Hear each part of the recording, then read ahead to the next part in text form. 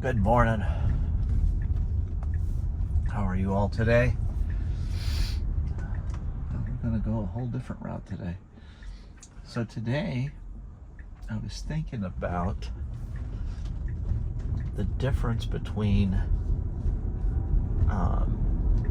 driving in the days when we had no navigation, no Thomas guide. We just had a Thomas guide essentially, which a lot of you younger viewers won't have any idea what that even is, but it's a book of maps that we would cross-reference to figure out where we were going to go, and it would take a lot of planning and strategizing. We'd write directions down, etc., etc.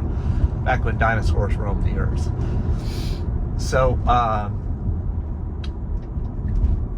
that was a very stressful, and there was a lot of anxiety associated with that because you weren't sure. You had to kind of estimate in your mind where you were at any given time. And I remember distinctly when I was younger, I would say, oh well, dang it, I think I missed the exit. Have I gone too far? Am I there? How much longer is it going to take me to get there? We just had no ideas of these things. And for some people, laissez-faire, they could just enjoy the ride and get there eventually, and we'd go the same routes, so we would have estimates of approximately when we get there, and then the traffic would hit, and you'd be like, oh, but the traffic messes everything up, and it was very stressful. But for some people, they could relax and enjoy it, and for other people it was stressful. Well, like, I gotta get there, I gotta pass this car, I gotta hurry up and get there, I gotta, that light's red, that light's turning red, I gotta go.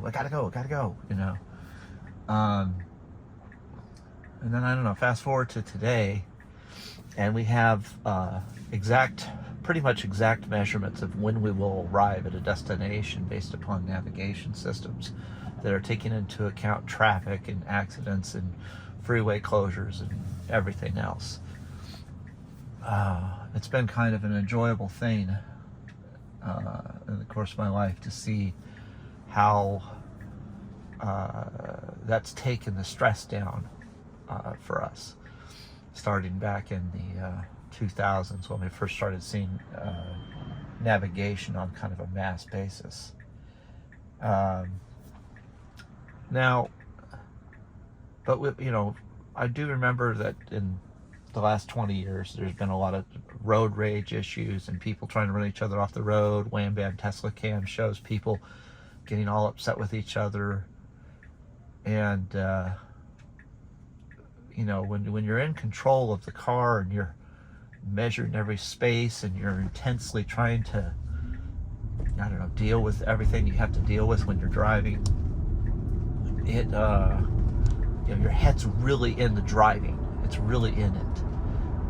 It's intense, but not nearly as not like it was in the old days, but still you can kind of get your head too far into it. Like I've talked earlier about how this car, this full self-driving, whoop, look at that, I just tugged on the wheel a little too hard and it took it out of full self-driving. So getting back to my point is that we get very into it too much. We get into driving too much. We're like too mentally deep in driving. Boy, this is, yeah. Okay. We're gonna make a left, and I got in the right lane. So, one of the things that I noticed is, we obviously have had cruise control forever, but that still required us to control, not hit the car in front of us, and traffic kind of wrecked that. Then probably about 10 years ago, adaptive cruise control came out on a more mass basis. And adaptive allowed it to adjust for the car in front of you, but you still had to steer. Now we got lane keep and lane set. We have auto steer essentially with full self-driving. But going back to the adaptive cruise control, I noticed that a lot of the anxiousness and the stress that I would have when I was driving in traffic went away.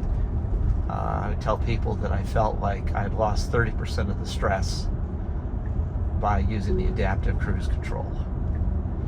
And I think that it is a I noticed that also my where I was worried about passing cars, and you know, like one of the things that everybody can identify with is the gap that you leave in front of you. You don't want somebody to go in front of you, because then that's going to slow you down. And we're again, it feels like the car's going a little extra fast right now. I don't know, that was actually kind of a smooth braking, but it just felt like it was a little. Let's knock that down a little bit. So, what is my point? What is my point? Let me get to my point.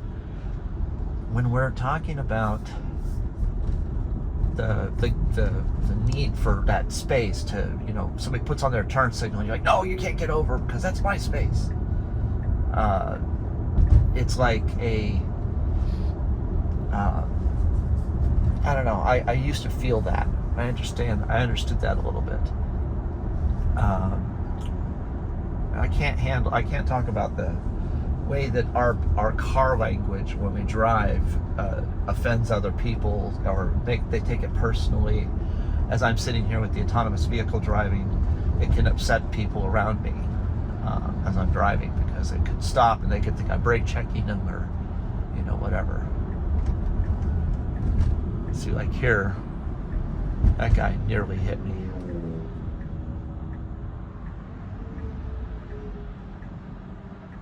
There was a guy on as this car slowed down to get into the left turn lane, the truck tailgated me and nearly hit me. He didn't nearly hit me. He just really ran it close, I should say. So at any rate, this anxiousness, I don't want to call it road rage, but I want to call it road ragey, you know, where you get upset with people around you. I noticed that since I've been using adaptive cruise control, a lot of that has gone away. I'm not as worried about the people around me, like my anxiousness towards them, I should say. I got to have the space. I got to close this gap. I've noticed that I've relaxed a lot more. And I've noticed with full self-driving that it is a lot lower than it was. Like I said, I did that 400-mile trip. I was in bumper-to-bumper traffic. I mean, I was paying attention the whole time, like I'm paying attention right now. I'm looking forward. I'm keeping an eye on what's going on around me, what the cars are doing.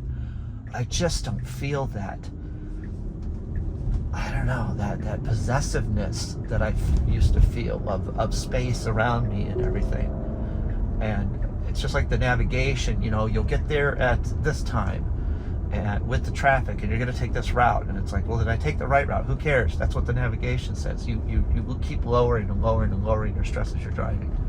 So I would say that for anybody that's basically has these technologies in their car, and they feel that anxiousness when they're driving, or that possessiveness when they're driving, this is a good way potentially for you to gauge that. We got a sign here, it's sticking out. That wasn't bad. So at any rate, I'd love to hear your thoughts on it, share some experiences or anything. But especially if you guys have felt the same way, if you felt like, oh, I use full self-driving, now now I'm not as anxious, or and again, we're not talking about the beta-ness of the technology and the stress of that. We're talking about once you get past learning the behavior of the vehicle and how it will act. Like I've shown you in these videos how I'm predicting what the car will do, and I know when I got to take control. And those times when it does everything well, I can still pay attention, but not have to be as controlling, so I can relax a little bit more. I'm just wondering if you guys are feeling how you guys feel about that. Let me know in the comments. We're at our destination, and this is a whole new route today. Oh boy. Got my foot over the brake. By the way, I haven't had to hit the gas pedal today. That's been great. Go ahead. And this time it stopped for the people. Instead of like pressing itself against them. Now let's see what it's going to do. Oh, I think we've hit our destination, so it's not going to do anything else. Either that or it wasn't going to go. Tesla. So at any rate, like the video, subscribe to the channel, help me get my numbers up. I really would appreciate it. Have a great day. I'll catch you in the next one. Oh, shoot. Almost had an auto park situation. Oh, I'm just curious. If I go out a little bit, and I go back. There we go. Start. I didn't finish my drink.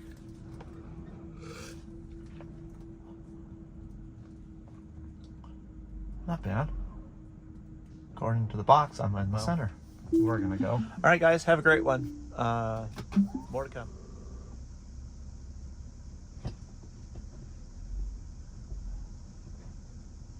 You know, it'd be fun if the car in front of you, if you could launch missiles from the steering wheel, and you would see a virtualization of the car like exploding or something like that. Let's see here. Remember, they used to have these dashboard buttons you'd put on the car that would be like missile launcher and stuff like that. That was so funny in the old days. All right, let's see what she's going to do today. Lots of indecision. Do that. Wow. I'll have to look at later what that said. I don't know what it said. At the beginning of these trips, you know, there's a lot of meticulous things going on here in the parking lot, people crossing and everything, so you got to be very careful, and it takes a lot of attention. This takes a, you know, a good amount of energy to watch it. It's going to make a left here, according to that. Give a little tug on the wheel. We got a car coming on the right there, and it's going to go at a, it's decent, You can see the little speck there in the camera. And then we're going to swerve to the right again. I'm telling you, man, they got to figure out a way to make this thing drive more naturally towards the center of the road. All right, so this is going to be the second part of a video for the prior video. This should be the second part. They'll be glued together when I post them.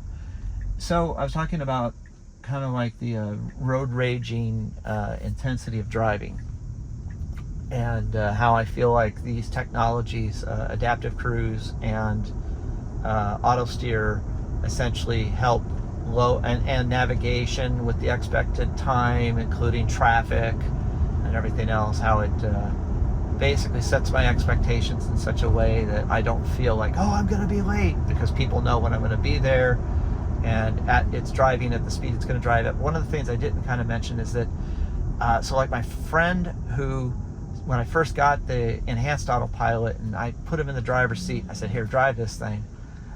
It wasn't aggressive enough for him. So he would take control and he'd pass a car, and you know, he would do this and that. And so we were talking about it and reflecting on it. And he says, well, I don't like it because it's just too passive. It's just too thing. I said, well, isn't it driving safer than you're driving? And he kind of agreed. He says, well, yeah, I guess it's more patient than I am, and I probably shouldn't be so jumpy and everything. So, you know, I think that's a thing that I've seen in myself now, and my family members have reflected to me as well, is that I'm I don't want to say safer driver, but I'm definitely more patient, and patience should equal safety. So as we continue this journey with full self-driving, I have used it only. I use it every day. Sometimes I video it, sometimes I don't video it. About the only time I don't use the full self-driving is when my wife is with me, who's nervous about it. I don't want to make her uncomfortable. I did it with her a couple of times with the full self-driving, and it did a couple of these things you've seen in the videos where it's a little nervous and erratic-ish. So she's not comfortable with it. But when we get on the freeway, and you know, that's around town stuff. when we get on the freeway, it's pretty chill and doesn't change lanes a lot, and she's okay. She seems to be okay with that. And I have to turn on the minimal lane, which I was explaining in another video. There's a minimal lane changes setting on here, which is basically per session, per navigation, I guess. So you constantly have to check that to make sure that it's that way. It would be nice if that was a default, or over here, when you on the enhanced autopilot, there's a button on there. I don't know if that's a minimum lane change button, or if it's just a deactivate lane change button. But it would be nice if the minimal lane change was right there, and so you could turn it on easily. We're changing lanes. Yes, and we made it before the stoplight too. That's nice.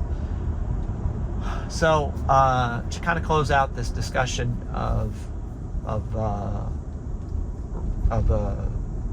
anxiety, anxiousness, aggressiveness, I think if you can learn to let the car do the driving, you'll find that you're going to have less conflicts with other drivers, that you feel, it's like that you feel, because you got to learn to let go of the control of the vehicle, and therefore some of the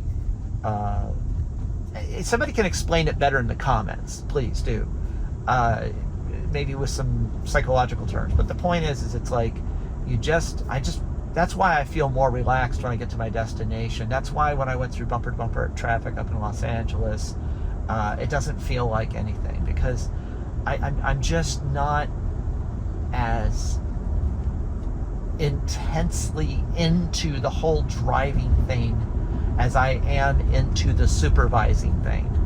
I'm just focused on what's in front of me, not the overall strategy of, if I pass this car, I'll get to my destination 0.001 seconds faster, and so I keep passing cars to get there another 0.001 seconds faster.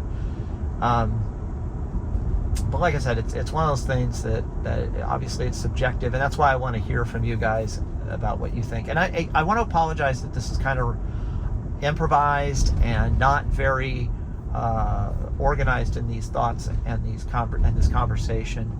But the idea is to try to entertain you with the car's ability to drive itself, and keep you entertained while it's doing it, so you can watch the car drive itself, and maybe this subject interests you. That was a very nice right turn. It was very smooth, very comfortable, by the way. It's getting ready to do another lane change. You can see how slowly it's making this lane change. Sometimes, by the way, it'll say I'm going to make a lane change. It'll put on the turn signal and it'll flash blue up here. And I've seen in the past where I've had to touch the wheel because it wants me to give it feedback in order to do it. At any rate, thank you for spending time with me and watching the video and listening to my rants on here. Again, I love to hear from you. Like the video, subscribe to my channel, and thank you very much. I hope you have a great day.